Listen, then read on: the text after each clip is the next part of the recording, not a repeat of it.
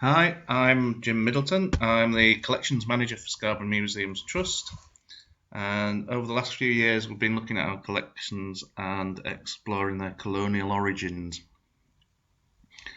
Um, One of the most troublesome collections we found was that of James Jonathan Harrison. He's a Victorian Edwardian big game hunter.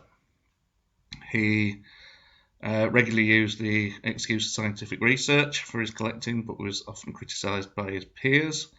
Powell Cotton, for example, parted ways with him on the trip through Ethiopia because he thought that Harrison was a bit too trigger happy. Alongside the usual hunting trophies, though, we have a much more interesting collection, which has his hunting diaries and several hundred photographs from his travels around the world. There he is, the man himself, in typical pose.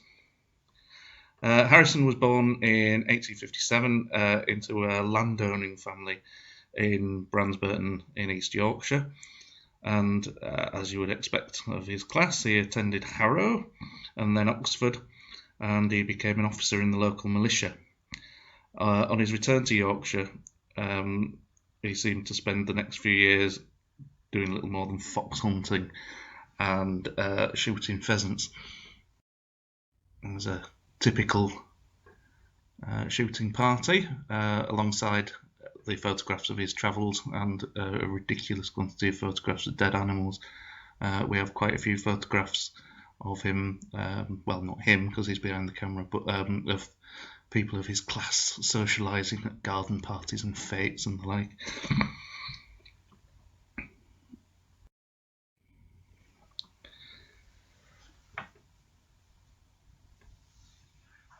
Harrison collected all over the world. He travelled in North and South America, as well as India, and he travelled through Japan as well. But the majority of his hunting trips were to Africa. And many of the trophies in his collection were displayed in his home, which is Bransburton Hall. And he would occasionally allow paying guests to come and have a look around. Over the years, he amassed quite a collection, as you can imagine, and on his death in 1923, his wife was left wondering what to do with it.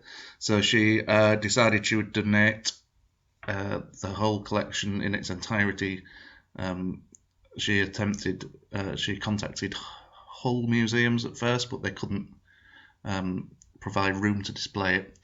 So next she approached Scarborough Council, who the family had ties to Scarborough, who said that they would be able to display it in its entirety. So the collection was acquired and originally put on display in rooms above the library, where it remained until the late 1940s. Unfortunately, during that time, there wasn't a lot of care given to the collection, and sadly, some of the collection has been lost. In 1952, Woodend Museum of Natural History opened in Scarborough, and the collections moved there and formed sort of the base part of the base collection for the Natural History Museum, where they remained until the museum's closure in 2006, and we now have the remainder in storage. Unfortunately, as well as losing several specimens to bad care, the majority have been removed from the cases as well, and any accompanying documentation has vanished, sadly, too. We have a jaguar, which we always presumed was the one illustrated in this photograph of Bransburton, and through a little bit of forensic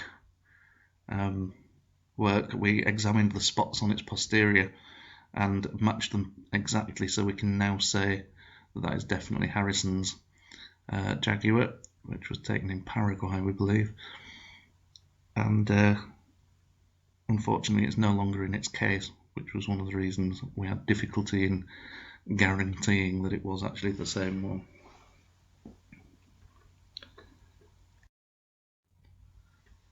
As I mentioned, he did like to use the old scientific justification, but Harrison really took great pleasure in hunting. Just reading through his diaries and photographs, you can see that. He did discover a number of subspecies, only 2 or 3, but could clearly have added more. This picture is of his hunting companion Frank Vaughan Kirby, who went on a trip to Mozambique in 1896, and Kirby published an account of this trip. And there was a review of that account in the Ibis, which says the following. Although Mr. Kirby's volume will be evident, as will be evident from its title, relates chiefly to his sporting adventures when in pursuit of the larger mammals, frequent allusions to birds will be found in it. His companion, Mr. James J. Harrison, seems to have collected bird skins, but we are not aware that these have ever been examined by a competent ornithologist.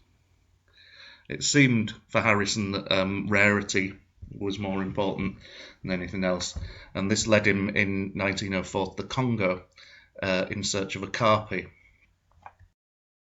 Okapi were a newly discovered species at this point.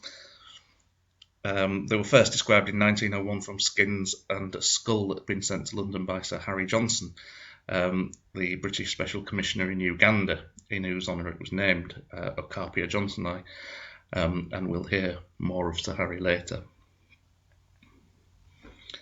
During his 1904 trip, he encountered the Mbuti Forest pygmy and of the Ituri Forest, and following his return to the UK, undoubtedly saw the success of the exhibited pygmies in the St. Louis World Fair, which led him to return to the Congo later that year with the intent of bringing a number back to be displayed in the UK in a similar vein, and for another attempt at securing a okapi, which had eluded him the previous visit.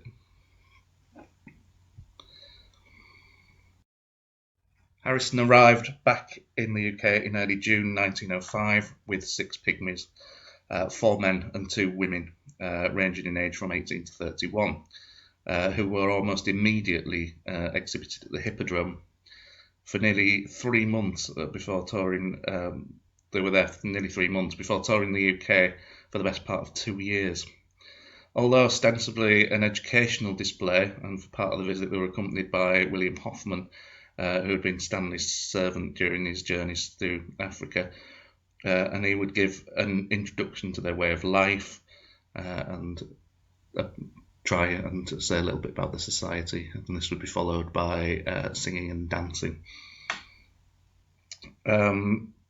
Unfortunately, I think a lot of the paying visitors hadn't gone for educational reasons or anthropological reasons.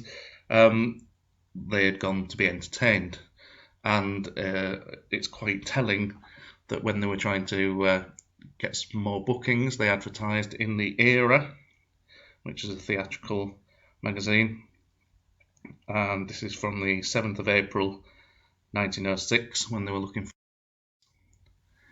and as you can see here, their advert was sandwiched between 2 troops of performing dogs, which speaks volumes. At the same time that this was happening in the UK, a now more famous Mtuvi was on display. On the 8th of September 1906, visitors to the Bronx Zoo would have been confronted with Ota Benga on display in a cage in the monkey house with a chimpanzee. Incidentally, on that very day, in the UK, you could have seen Harrison's troop at the Assembly Rooms in Preston. The story of Ota Benga is a sad one. It's clouded by racial anthropology, eugenics, social Darwinism, and it eventually led to him taking his own life. The fate of the British pygmies was by no means as bad as that of Ota Benga, but it was far from the idyllic trip often painted at the time and often repeated to this day. The six were subjected to an in-depth study at the Royal Anthropological Institute. Here we have some photos from that. And the person put in charge of that was none other than Sir Harry Johnson of Okapi fame. The study was intended for publication, but we've not yet found any evidence that this happened. Here they were also examined at the Natural History Museum in London as well.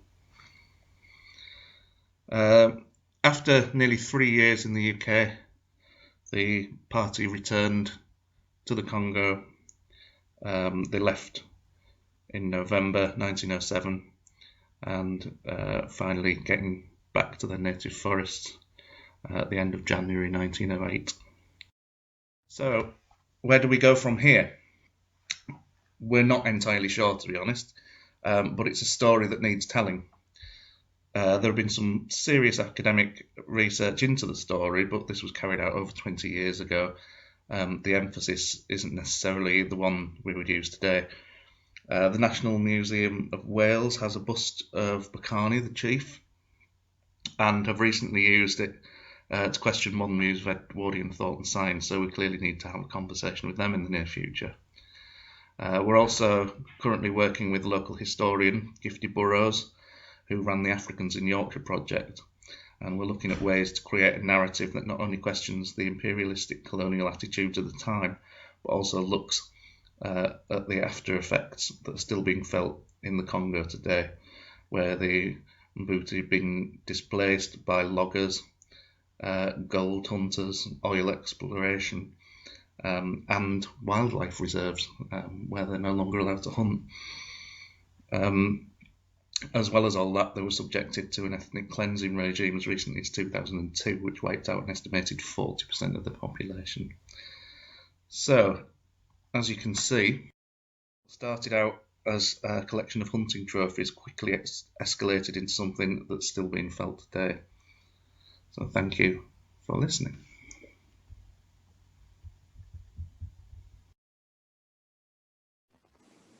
Hi, Jim. Thanks very much indeed for joining us, and thanks for a very interesting talk.